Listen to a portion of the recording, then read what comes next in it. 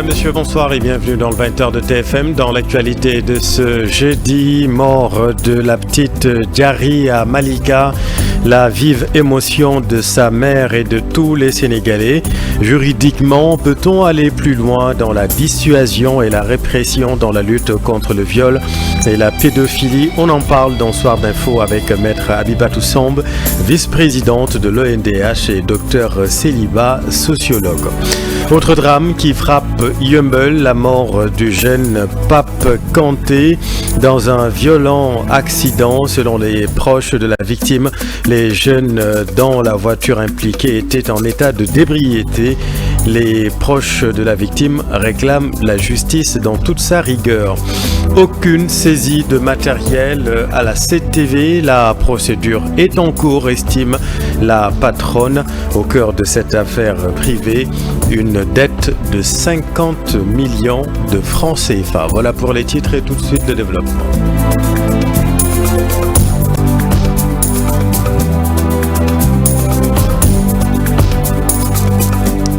Le corps de Souado, dite Diarisso, est à la morgue de l'hôpital Idrissa Pouye de Grand Yoff.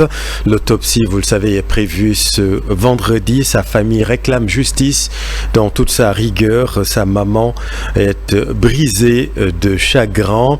Juridiquement, peut-on aller plus loin dans la dissuasion et la répression dans la lutte contre le viol et la pédophilie? C'est notre débat dans Soir d'Info. Autre drame qui frappe Yeumbeul, la mort de Pape Kanté dans un violent accident survenu la semaine dernière. Selon les proches de la victime, les jeunes dans la voiture impliquée étaient en état de d'ébriété. Ils réclament justice. Pafaranik.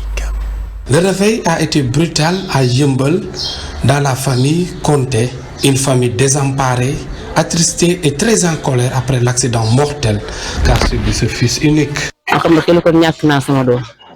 mu metti lool nag dama ko am mu nekk benn góor moom kese mooy ay magam ay rakkam di daanoo ko jug su ma xëy lu ma force ma indi bokk ak ñoom mu doon xale bu am jom xale bu am diine xale bu ma fonk bu ma yëg ku yërëm ay magam yërëm ay rakkam mu xëy tasal ma sama yaakaar. yow koo xam ne jóge nga sa kër xëy dem oto fekk la ba fi nga toog yenn la metti na moom dong la yaayam amoon ci góor. moom dong la am ci góor dafa njabootee jigéen daanu di bëgg a dimbali yaayam bëgg a teg waaw jàng na ñaari métier jàng na teyoor ba mokkal dem di jàng oto lépp si bëgg a dimbali yaayam ndax suñu bakk la woon mu pour suñu benn groupe rek ñu yaakaar ko moom rek lañ yaakaar ci kaw ak suuf moom rek lañ am ci rakam góor ñu bëgg yaay. Les circonstances de la mort de ce soutien de famille irritent ses proches. Ils estiment que ces jeunes étaient en état d'ébriété. booy yooyu ñoom def li ñu def mandi taxawaalu def lu leen neex nekk si tali bi di dawal oto boo xamante ni xaw ma ñoo ko moom xaw ma moomuñu ko ñu rey doomu jàmbur ba pare naan ay doomu procureur la man wax boobu moo ma metti. ay xale yu ndaw ko yor oto alloué la ñu jox leen ko ñu nekk fële Malika nekk seeni bagage ba jógee fa di daw xam naa li mu leen daw bëri fi boobu toog. De ce fait, la famille réclame justice pour élucider ce drame. bi soog bi amee ba pare bi ñu jàppee booy bi ñoom ñëpp ñu sécuriser ko ba dugal ko ci auto police bi dañu dégg booy bi ci boppam mu ni moom doomu procureur. léegi nag waaw léegi nag gis nga man wax boobu moo ma andi que la justice soit faite pour papa parce que papa Kanté doomu jàmbur la moom doomu procureur la ñun tamit ay doomu jàmbur lañ. loolu lan la réclamer état mooy justice. ma def liggéeyam te sama justice réew bi wóobu naa ko ndax gouvernement bu bees bi man loolu rek laa ñaan yàlla xale bi waxtu du ko raw ñu siggi xool. Papa Kanté a été inhumé par ses proches qui attendent la suite de l'enquête car les prévenus sont déjà dans les lieux de détention. Ils ont été sauvés par les limiers de Yeumbeul devant une foule en furie. Sentiment d'insécurité au quartier cité Khandar Ouest. Les agressions sont fréquentes selon les populations. Elles interpellent les autorités. C'est un reportage de Habib Faye. Des échanges de tirs à balles réelles qui hantent le sommeil de la population de Ouest Foire, précisément cité Khandar 2. Des policiers et des civils ont livré une vraie bataille digne d'un film de gangsters. Une situation que le délégué de quartier déplore. sama quartier bi dafa jéggi dayoo te yàgg na bu léegi ñu ngi wax kilifa yi tànqam nañu yow boo seetloo ci ginnaaw am na ñu fi ñëwoon ci digg bëccëg bi di agressé ay nit ku taasu. Moustapha Niang fustige le mutisme des habitants de la cité. feerayu nit ci guddi gi ci bët set loolu amaat fi te yàgg na fee yàgg nañ fee rey nit yàgg nañ fi sànni lii lu dee lu nekk am na fi fii am na lu bëri nit ñi waxuñu ko da ngay tëdd ba guddi ñu ñëw ci sa appartement ngay xoole ñu nangu li nga yor wax naa ko waa Ouest Foire ci commission bi ma ne leen am na ñu toog ci fédération ba ne bokkuñu ci am na ñu toog seen kër yor seen gardien ne bokkuñu ci. Extrait. Selon lui, les autorités doivent vite agir avant qu'il ne soit trop tard. tollale fu mu yem xam nga buñ jékkee ba ay takk der di xeex ak ay booy ay pistolet di jug kon trop c'est trop. Et ce n'est pas la première fois que de telles scènes se déroulent sur ce site. L'insécurité dicte sa loi à Khandar 2, malgré la présence des forces de défense et de sécurité, affirme le délégué de quartier. À la une également de l'actualité, l'incendie à Saint-Louis au quartier Diamaguène. Une maison a été complètement ravagée par les flammes. Des dégâts importants ont été enregistrés. Les circonstances de l'incendie ne sont pas encore reconnues. Voici Adama Traoré, témoignage recueilli par notre équipe à Saint-Louis. Ce qui nous est arrivé vraiment, c'est regrettable, c'est très regrettable. C'est un accident, c'est un incendie qui a eu à l'absence du propriétaire de l'atelier. Il paraîtrait que c'est une explosion. Ce que nous demandons à son Excellence, le président Bassirou Diomaye Faye, le premier ministre Ousmane Sonko, le ministre de l'Intérieur et le ministre de l'Environnement, c'est de nous aider à avoir plus qu'un de sapeurs-pompiers. Mais bravo aux jeunes qui aujourd'hui ont pu maîtriser. Il y a beaucoup de pertes de matériel qu'on ne peut pas estimer. Parce que tout un atelier s'est enlevé, beaucoup d'argent. Avant de terminer, je lance un appel solennel au maire de Saint-Louis, M. Mansour Faye, de venir en aide aux sinistrés et aux bonnes volontés de les apporter parce qu'ils n'ont pas de lieu où passer la nuit. Wow, j'ai réitéré demande, je lance un appel solennel pour qu'on vienne en aide aux sinistrés. L'autre grand titre de cette édition, aucune saisie de matériel à la 7 TV. La procédure est en cours, estime la patronne. Au cœur de cette affaire privée, une dette de 50 millions de francs CFA. Explication Maïmouna Ndiaye. La gendarmerie nationale, visiblement présente devant les locaux de la 7 TV. Selon la directrice de la chaîne citée, les Pandores étaient sur les lieux pour la saisie des biens de la télévision sans aucune base légale. Une escouade de 75 gendarmes qui débarquent dans les locaux de la CTV pour soi-disant exécuter une ordonnance qui date de novembre 2018. L'ordonnance a fait l'objet d'un appel et la procédure est toujours en cours. Pourquoi ce forçage? Je ne comprends pas. Pourquoi 5 camions remplis de gendarmes pour venir opérer une saisie? Je n'ai pas compris. La procédure est toujours en cours. On a d'ailleurs une audience pour le 13 janvier 2025. La patronne de presse rassure par ailleurs ses agents et interpelle le ministre des Forces armées. Il n'y a pas saisie, il n'y aura pas de saisie, a fortiori une vente aux enchères. Toutes ces informations qu'on fait circuler relèvent d'une grotesque manipulation de l'opinion. Dans quel but? Je ne saurais le dire. Il faudra peut-être interpeller le ministre des Forces armées, le haut commandant de la gendarmerie. Comment est-ce qu'on peut associer 75 gendarmes avec tout ce qu'il y a comme besoin de sécurité dans ce pays pour venir soi-disant exécuter une décision illégale? comment est-ce que des forces de l'ordre peuvent être mobilisées, lourdement armées, avec tout l'attirail qu'il faut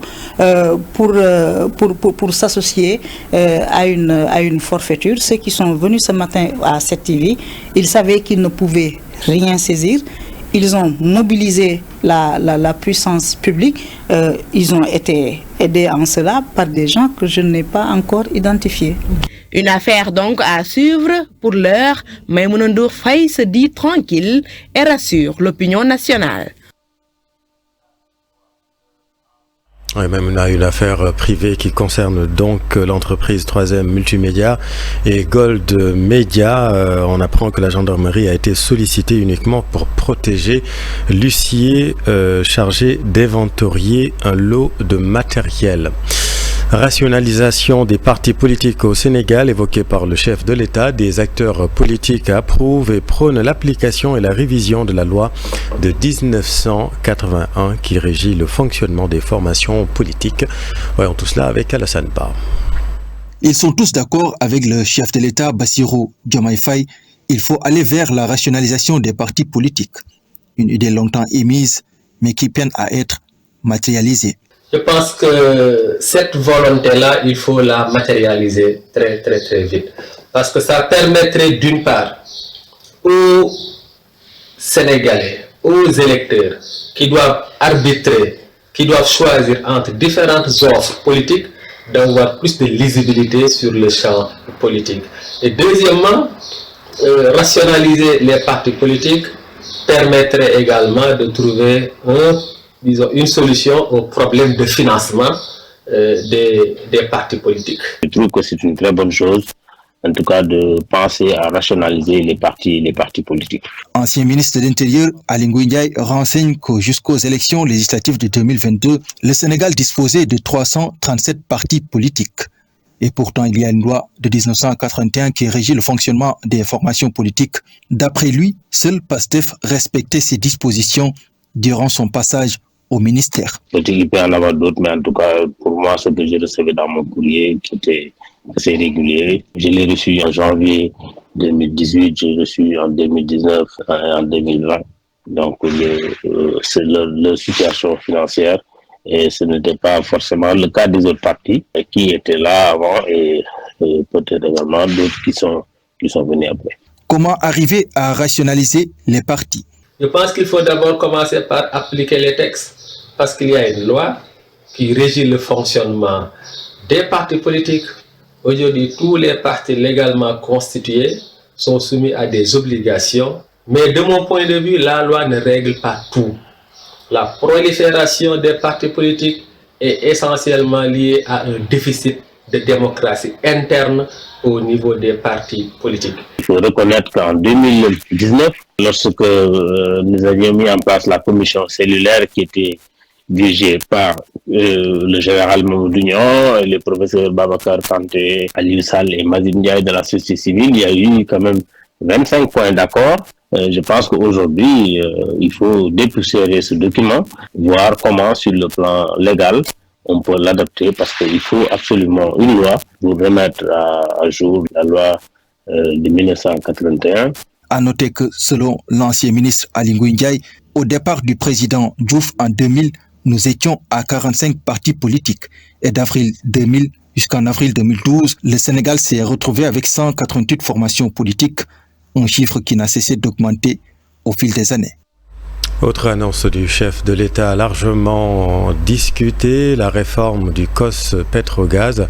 Les acteurs du secteur se prononcent dans ce reportage de Fatou Bintou Conté.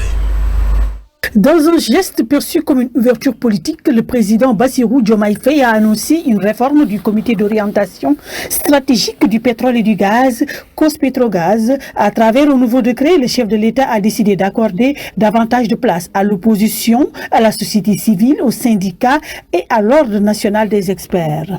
Une volonté de démocratiser la gestion des ressources. La République a une volonté de démocratiser l'information, de permettre aussi à l'opposition, de permettre aussi à la société civile, à tous les Sénégalais d'être au même niveau d'information sur le pétrole et sur le gaz. Je pense que la gestion des ressources naturelles est clair que c'est du ressort du président de la République, parce qu'on dit que les ressources appartiennent au peuple. Le peuple a élu un homme qui s'appelle Bassirou Diomaye Faye.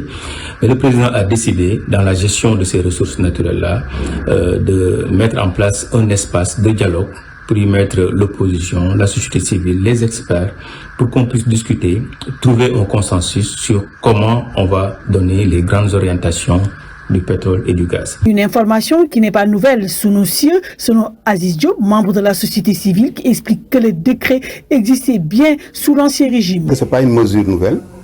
L'Ancien Régime, avec l'ancien président, avait annoncé cette mesure à maintes reprises, mais n'a jamais été concrétisée. D'ailleurs, il estime qu'un avis d'appel d'offres devrait être lancé pour le choix de ses membres. COS-Petrogaz, c'est une bonne chose. Mais je pense qu'il faudrait réfléchir sur les modalités maintenant de désignation. Et là, ce serait bien d'abord d'identifier les acteurs de la société civile ou les organisations qui opèrent dans ce secteur extractif, géo-extractif surtout. Ensuite, faire un appel à candidature ouvert pour avoir des représentants qui auront non seulement la légitimité, mais aussi la compétence pour pouvoir siéger au sein de cette instance stratégique. Cette initiative pourrait apaiser les tensions politiques et renforcer la confiance autour des enjeux liés aux hydrocarbures. Merci Fat Bintou. La paix définitive en Casamance, autre volonté affirmée par le chef de l'État. Le plan Diomaye Casamance a été lancé dans cette optique. Les acteurs fondent beaucoup d'espoir. Voici ce sujet réalisé par Boubacar Dassi et Lamine Mantiang. Les mesures annoncées par le président de la République, Bassirou Diomaye Faye, pour accompagner le processus de paix en Casamance sont positivement accueillies par les acteurs. Nous attendions vraiment avec impatience de savoir quelle ligne directrice le nouveau régime allait dessiner pour le processus de paix en Casamance. Aujourd'hui, le nouveau régime est venu pour consolider la paix en Casamance. Parce que pour moi, le plan Diomaye pour la Casamance est venu pour consolider ce qui a été acquis comme paix. Parce que quand on parle de retour des populations, c'est parce qu'il y a au moins ce qu'on appelle le silence des armes. Nous ne faisons que saluer, mais aussi dire que nous attendons beaucoup de ce gouvernement, nous attendons beaucoup de ces nouvelles autorités. Parce que quiconque parle de la paix en Casamance, vous savez que c'est des choses qui nous tiennent à cœur. Sauf que selon eux, le retour des populations doit être couplé à d'autres actions non négligeables. Quand il y a le silence des armes, maintenant il y a des armes qui ignorent les processus de paix, à savoir les mines. Quelle que soit la signature, tant que ce n'est pas déminé, ça veut dire que le danger est toujours là. Alors quand le plan Diomaye pour la Casamance veut axer son intervention sur aider les populations de retour à mieux s'installer dans leur zone, mais également déminer la Casamance, je crois que c'est cela que nous attendions. Aujourd'hui, vous avez entendu parler même du problème foncier dans ces zones-là. Pourquoi? Parce qu'il y a eu des déplacés, des réfugiés, et que ces gens-là aujourd'hui veulent retourner véritablement pour vivre un certain bonheur, pour vivre une certaine allégresse. La mise en œuvre du plan Diomaye pour la Casamance devrait aussi être très rigoureuse. Nous voulons justement demander au président Diomaye de passer aux actes et qu'on puisse voir concrètement ce que ce plan réserve pour les populations qui étaient déplacées, qui sont en train de retourner, mais qui sont dans des conditions extrêmement difficiles de vie. Encore que certains villages ont déjà été rayés de la carte à cause de la crise en Casamance. Sur l'international Mali-Algérie, la crise diplomatique se précise. Les deux États ont respectivement rappelé leur ambassadeur. Une brouille diplomatique qui refait surface après la publication d'un communiqué officiel du ministère malien des Affaires étrangères. Voyons tout cela avec Aminata Maresso. Dans un communiqué officiel publié le 1er janvier 2025, le ministre des Affaires étrangères et de la coopération internationale du Mali a dénoncé une nouvelle fois l'ingérence persistante des autorités algériennes dans les affaires intérieures du Mali. Le Mali demande à l'Algérie de réorienter plutôt ses énergies vers la résolution de ses propres crises et contradictions internes, y compris la crise en Kabylie, et de cesser d'utiliser le Mali comme levier de son positionnement sur l'international. Dans la note officielle, le ministre malien des Affaires étrangères dénonce par ailleurs le fait que l'Algérie, par la voix de son ministre des Affaires étrangères, dans la manière s'immisce et commente la stratégie antiterroriste du Mali. Le Mali, sous la conduite de son gouvernement de transition, accuse régulièrement l'Algérie de soutenir de manière tacite les groupes armés terroristes opérant sur son territoire. L'ingérence algérienne dont les autorités maliennes dénoncent la complexité avec ces groupes est perçue comme une menace à la stabilité interne du pays déjà affaibli par la guerre contre les terroristes. Ce qui semblait autrefois être une divergence sur la manière de gérer le conflit au Sahel s'est transformé en un affrontement diplomatique direct avec la convocation mutuelle des ambassadeurs et le rappel respectif à Alger et au Bamako. Les accusations maliennes qui étaient formulées discrètement depuis janvier 2024 se font désormais plus explicites. Bamako reproche à Algérie de prôner des solutions politiques tout en soutenant en souterrain des factions terroristes alimentant l'instabilité régionale. Le Mali, pour sa part, ne veut pas d'une ingérence étrangère dans la lutte contre les groupes armés. Elle veut plutôt un appui de la Confédération de l'Alliance des États du Sahel. Il faut noter cette crise diplomatique entre le Mali et l'Algérie intervient dans un contexte où l'Algérie a pris la présidence tournante du Conseil de sécurité de l'ONU, une nomination qui pourrait être une opportunité pour l'Algérie pour influencer les débats internationaux et promouvoir sa vision du conflit au Sahel. Merci Aminata. Et puis un mot de sport, le combat Balagaï 2 contre Site Ficelé pour le 20 juillet prochain. Une affiche alléchante selon le chroniqueur de lutte Abdoulaye Dembélé avec Cher Sadi Boudjara. A toujours des arguments solides à faire valoir face à ses aînés.